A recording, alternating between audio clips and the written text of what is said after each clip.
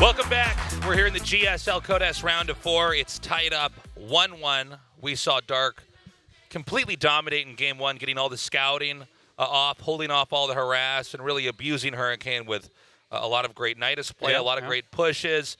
Hurricane eventually holds that off, but rinse and repeat, Dark closes that out. Then in game 2, we saw Dark go for a really aggressive quick pull, sending Lings across the map, going for a Roach Ravager attack. I think Hurricane knew exactly how to defend that, and he won with a very graceful counterattack. Very aggressive plays in both games. Extremely all-in in game number 2 from Dark. Really continue down that path. Our next map is going to be Thunderbird. I feel like this is one where we're almost forced into a longer game, right? You got those minerals kind of blocking the paths and everything. But before I talk too much about that, don't forget the finals in 1 week. So listen up, everybody. If you are unable to get a ticket, we have first come, first serve sale basis. It starts at 12 p.m. We're not giving it away. I think it's a few dollars. It's like $2 for standing seat and some dollars, a few dollars more for it's basically it's practically free. Okay. Now if you get down here, you need to get down here early. We are going to just fill up the studio to the maximum legal capacity before the fire station down the street shuts us down. But even if you can't get into there, we have rented out a conference room in B1 of our building. Yeah, we've done this before where we get over capacity, so we have some monitors set up or whatever down there so you can actually watch us still in the building. We've never actually been down there, but I don't go in the basement. I don't have a car, so we usually just put the losers in their cells down there when the matches are over to be tortured until the next season. But basically, if you come down, you should be able to get in. So whether you're in the studio on floor 2 of our building or you're in B1, you could at least experience this live with some other people that love StarCraft too. Sure. Okay, so back to the match. Set 3, Thunderbird. The big question here is, does Dark keep up the aggression? Obviously, when Dark is doing the aggression, it's less about Hurricane's build. So maybe that's his plan. 게임이 시작됩니다.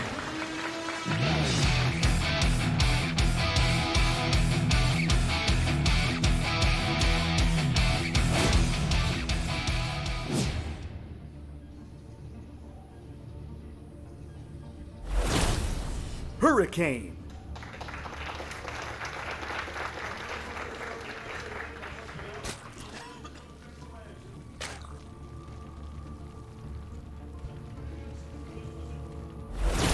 Gosu Crew, Dark.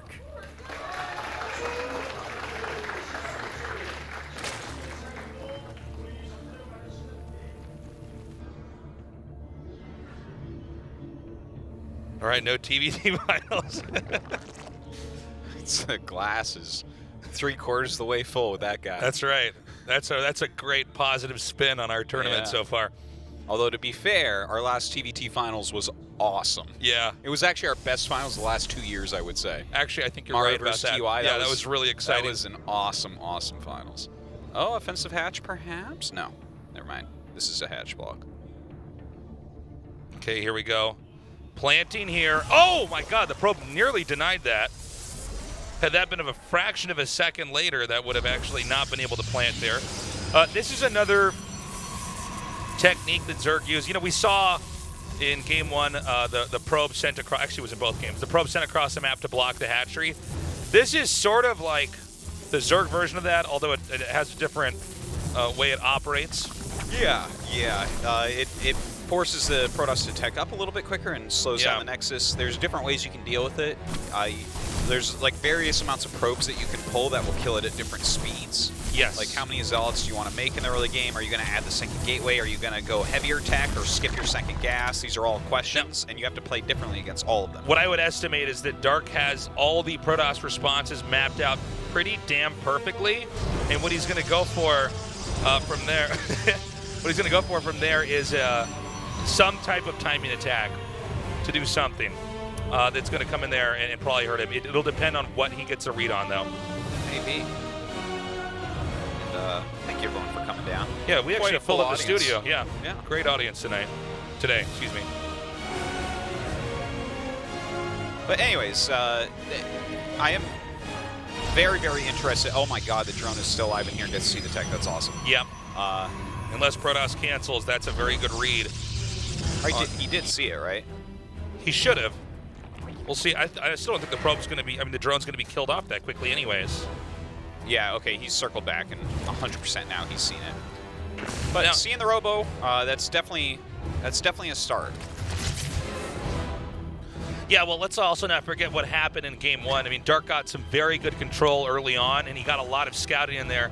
And it seems to me in a lot of Dark's games, if he gets the scout off, the rest of the game is pretty easy to navigate. Okay, so Twilight coming up right now. That doesn't tell us a huge amount at the moment. Like, this could be something with Glaives for a push. It could be something with Charge or a delayed Archon. There is that really, really dirty Patience build where you make it look like an Immortal push and then you warp in DTs and they don't have spores. Yeah. That one's real good if you want 3 points on ladder. Yeah, I don't know exactly what we're going to be seeing here from Hurricane, but Dark is playing a nice, safe game right now. Did Stalker just attack his own sentry? Did you see that? Oh, did it? Yeah. Oh, that's funny. Yeah. Yeah, it did. Yeah, he just noticed it. Wow. That sentry better watch itself. Now, the Stalker will chase out the Overlord, but overall the intel has basically been gained. A few more gateways is going to come down here, and I'm guessing this is just going to be that Archon harass, unless he does try to just spring the DTs on his opponent here.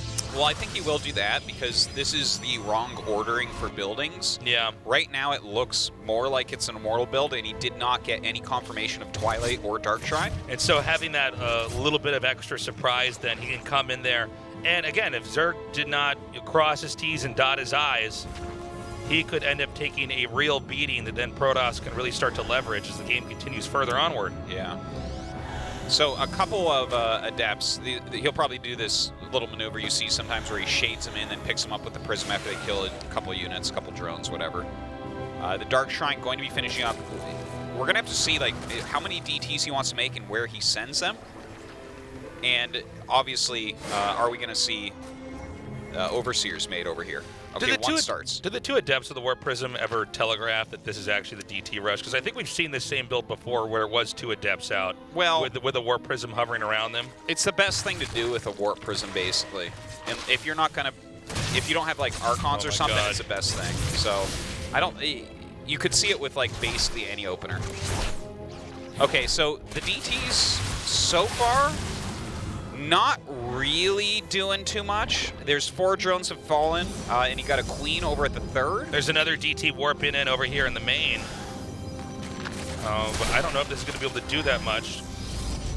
And, you know, eventually, once they have all the detection and they've kind of stabilized, usually the DTs will then go back and start to become Archons here. Yeah. And I almost wonder if Hurricane's kind of overstayed his welcome here with the DT deck. Well, he's going to go ahead and back up for now. Seems like that's over. Spire coming up. This is actually an older way that people used to play against us. I do enjoy the fact that Dark is trying to go Spire in this series so far. It's kind of a cool thing. We haven't seen people use it that much against us. But look at that blink on the way. Who does this? That's actually pretty impressive. Yeah, I mean, Dark, I think one thing about him is he likes to try to flip the game into where he has an answer, has control quite often. Yeah. So the moment he's held that off, he's going to go for that tech. And here comes the Archon harass. This is the more traditional harass you see here, since the Protoss is basically just sacrificing shields, and you're basically always killing Zerg units. And this tends to do a lot more damage. But yeah, man, having the blink, you're really going to be prepared for that Spire tech. Yeah, like he just flew a hallucination over the Spire. So Hurricane knows what's up. You're not going to find a mineral line that's easy to harass. He'll probably throw up, a battery, a cannon in these locations. And because he's getting Blink, he definitely does not need Stargate. This is feeling decent as far as, like, tech goes for Hurricane right now, and he's got his 3rd base up. Okay, Warp Prism. I'm very interested to see if there's any possibility that we see like a Baneling Nest coming up. We used to see that when you would force Blink Stalkers, you'd follow it up with a Bailey Nest because they're surprisingly not as good against huge macro Link Bane. They blink Roach. away and then they all die to the Banelings. Yeah, something like that. But there's already Archons out, so I'm not sure if that's going to be a smart play. Huh. Well, I think one problem is that this Mutatech that he's gone into, this might not be particularly useful at all. I mean, you're already seeing that happen right now. Between Archons and Stalkers, there's basically nothing the Mutas can fight. I think one of the goals would be to try to come in there and kill workers off, but I mean, this is all a very temporary. Oh my God, this is really bad for Dark. It's not working at all. He's already lost too many Mutas before he's even done any damage, and of course Blink is easily able to respond to this. So getting he's a few probes here and there. He's going to get one swoop through here to try to do damage, and after that, Protoss should have defense everywhere. Cannons will be finished, and then this Mutatech is basically bunk. Okay, so he is going for the Baneling Nest, so that makes it a bit more interesting in my opinion, right? Like, he's forced a lot. Well, I don't even want to say force. This wasn't a force. This could have been his idea, though, is force the Blink Stalkers. So but either way, it's what Hurricane wanted to do. This was Hurricane's build. He's just following it, you know? This is also, if this is all very intentional and a lead up, this is a really intelligent way to control tech. So in this matchup, on both sides, a lot of times you're trying to make a certain number of tech units to stop them dead in their tracks or force them to make another set of units. And sometimes you'll have this force 2 or 3 times over where eventually then you end up with the upper hand with unit comp. So that might be what we're about to see here is mass Banelings suddenly against Stalkers. And you can see with the Ravagers there too, that sort of mutes all the force fields.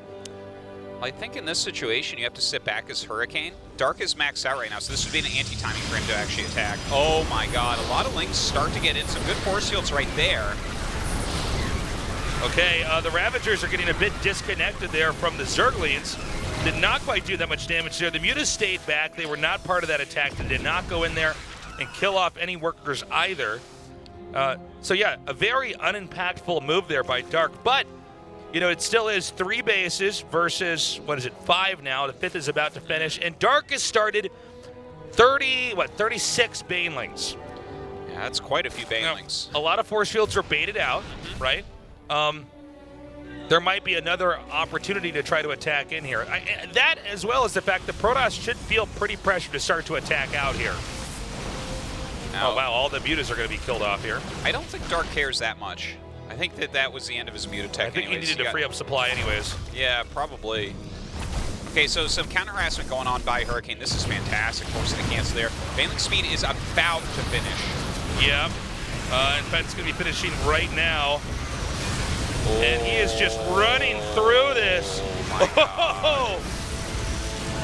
God. This is so funny to watch. Yeah. He's got to choose your own adventure right now of which units he wants to blow up. Notice, by the way, this is not even him trying to style on him by not having the Banelings crash, and he's basically keeping a huge amount of them alive in case another bulk of units comes out. Why attack when they're going to do full damage anyways? Yeah, so it might look a little funny, but there's some method to this madness. Wow. So he has killed off basically all the important units and a decent amount of the probes and the cybernetic score. So this could actually be a great time to go back into Mutas or something. Doesn't matter. That's it. Okay, that was an awesome closer. He basically, like you were saying, Artosis, you know, the Stalkers are a great response to the Mutas, but then, of course, the Banelings are a great response to the Stalkers. Stalkers are bad against lots of units, basically. Yep. So, like, Link, Bane, Roach, Ravager is just a good counter against them. That's a very old meta to do moves like that to force the Stalkers to get the Banelings. I like seeing Dark incorporate something like that, though. Okay. You know, Dark is so clean in his approach to the game. He really is completely playing Hurricane here. Let's keep in mind the one game that Hurricane actually won was one where Hurricane basically stopped an all-in and then had the response. And anything that's tempo-wise a little bit more textbook, Dark seems to be the master. So far, going into set 4, GSL Cobalt, our 4-player map in the pool. Definitely going to play out a lot differently depending upon positions and scout timings. Not exactly sure what we're going to see here. There's a lot of risks you can take. Okay, Game 4 has loaded up. Hurricane versus Dark continues on Cobalt. Right now.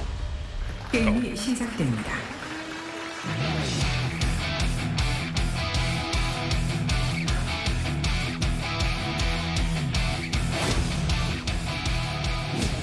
12 pool. All right. Oh, look at that. Hurricane. Dark did go on record saying that this build is good against everything. It's highly contested whether or not he's trolling on that. Gosu Crew. Dark.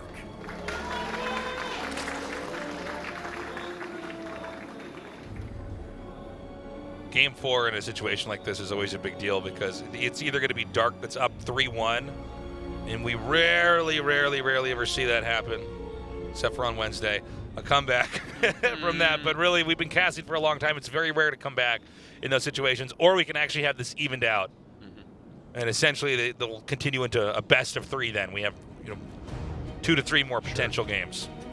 Sure. It's so 6 lanes being made. Second probe coming out. What is that probe doing? Huh. Yeah, he's scouting 2 spots at once. Didn't his probe already go to bottom left, though? So what is that probe actually doing down there? I don't know. Oh, look at that. Yeah, he made his cybernetics core. He's actually not expanding, so you would imagine that will be good against the 12 pool.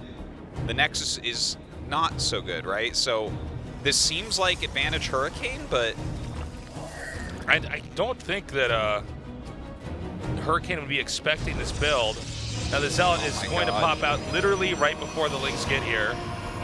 I don't. Okay, so let's see how Dark handles this, because this is absolutely not what he expected to see. This would have to be very low on the things I expect to see Spectrum on this map. Okay, the one gate is taken out. He's going to start chiseling away at the other. With 2 Zealots out here, this is a much more manageable. Whoa! He gets surround. Okay, some sloppy micro there for a minute, missing like at least 1 Zealot shot in each. Okay, he's going to go for the pylon now. If he can unpower this thing. Yeah, you can't have that. It's going to be bad. He's got that Zealot. The Adept is almost out, but the pylon could be taken out before it finishes. Oh my God! It's out. Oh my God! It's behind the gateway. Got confused for a second. Yeah, there it is. And did he pull enough probes? It doesn't seem like no. it. Oh, maybe he pulled exact. There should be. Yeah, there should be enough. That was close. Okay, so it's powered up again. This is a lot of pylons to kill off, but there's no units out. With that Adept being killed, all he has is probes. He's bringing back his injured probes to fight again. Oh my gosh. He's just trying to buy a little bit of time. The bottom gateway isn't powered, Tasteless. Yeah, that's a very poorly placed pylon there, considering the stakes that are we're at right now. What a big deal that is. You know how badly he actually needed to make 2 units here? Yeah. Like, if you make 2 Adepts, clean up these Lings, and send them across the map, you have some sick potential for damage. But he's sitting here making 1 Adept. That's half as many Adepts as he wanted to make Tasteless. It's messed up. Now, the moment that Dark identified he's done enough damage, and it would be a sunken cost fallacy or something to try to keep sailings across the map, he started making drones. He started powering up so he can continue his lead. He killed off his opponent's workers. He's making a ton of his own. He's got Queens up. The Nexus has only just started over here on Hurricane's side of the map. And there's really not much that Hurricane can do to assert himself on the map right now, especially because that second gateway is still unpowered. And you can't just make pylons willy-nilly. Like, look at his supply. It's 28 to 39, and that's after he lost one of the 3 pylons he made. So, wow. It's just... that is such a big deal that he did not have a pylon in the correct location. So, from here, I guess the big question is, what exactly does Dark want to do in this game? He is teching into Lair. We have the Twilight Council coming here from Hurricane, but and it's going to be Glaives, actually. Okay, I was going to say, just seeing the Twilight Council doesn't always tell you exactly what they're going to do, but it can give you hints of it. It's pretty fair. Like, I could see Dark doing almost anything from here. Do you think Nidus play again might have some utility here? Yeah, he could go for Nidus play. Good scout. Oh my God. He is just so on top of everything. It would be hard to have more things going wrong right now for Hurricane. It's interesting because this is a very tough feeling when you're Protoss. You already get hit that hard, and you're trying to use this gigantic gargantuan map to hide things like those pylons, maybe do an attack, and somehow Dark is everywhere spotting it. I mean, it's a really hopeless feeling for the Protoss in a game like this, as you're already in a deficit. back in dark space, he's cooking up some kind of strategy that he is going to try to blindside you with. And what you're trying to do is come in here and almost get him in the throat here by hitting him with so many adepts in a pretty precise timing attack. But even then, your pylons are getting spotted. Dark is taking that out. Yeah. I mean, Dark is looking like a perfect Zerg here. Yeah, everything turned out to go his way. He's taking his third base now. His creep spread's getting to be all right. With speed and +1 on the way, obviously that's going to really help him out as we get later into the game. And look at this now, scouting what Hurricane's up to. There's no surprises. There's none. He knows exactly what's coming. Like, I guess the one thing that there could be a question mark about is, like, is this Charger, is it Glaives? But it almost seems obvious that it's Glaives, to be honest. Yeah. Too. Okay, the Warp Prism is now moving out. And we are waiting to see what kind of damage Hurricane can do here. Dark has continued to grow out on the map. His creep is fanning out further and further. It's Hurricane on 2 bases, teching into Immortals. We have Dark really powering up here with Burrow on the way, as well as plenty of Roaches. Okay, he's going to go ahead and shade these for you. There's 2 more in the Prism going towards the main base. A couple Queens there sitting, waiting for them. So this attack, this harass, I should say, is pretty light on all fronts. The hope is that there's simply one neglected location that isn't really well defended, but so far it really seems like Dark is defending everything pretty perfectly here. Okay, this is kind of cool, though. We see the second Robo and the support bay. So that's...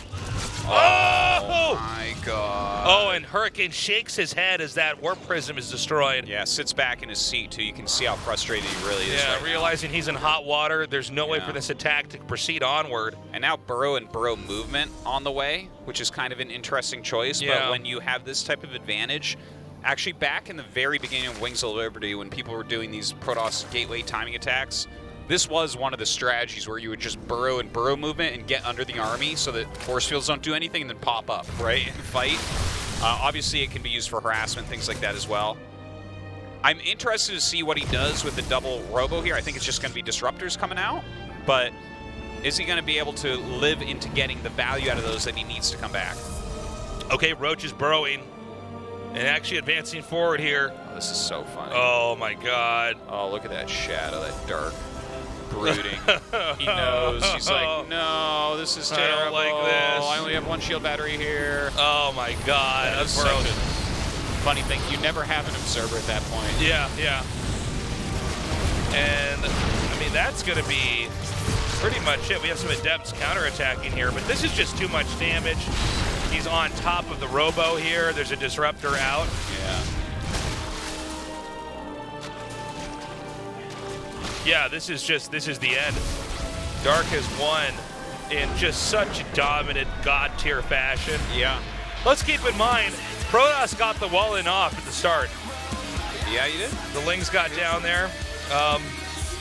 Dark is just a stone-cold killer, man. Yeah. Showing the 12 pool strength, I guess. A good finish there. No one ever just makes an observer and sits it there. No one makes a cannon. So, kind of a intelligent move there from Dark, just using his overwhelming power at that point. Now he leads 3-1. He's 1 map win away from a finals here. But, you know, we were talking about Classic, how Classic was killing Trap, and then Trap came back, so I'm just going to keep my mouth shut. This is looking very, very futile for Hurricane here. Hopefully he can come back. We're going to find out if he does. After this short break, don't go away. We'll have some more games for you here in just a little bit at the GSL.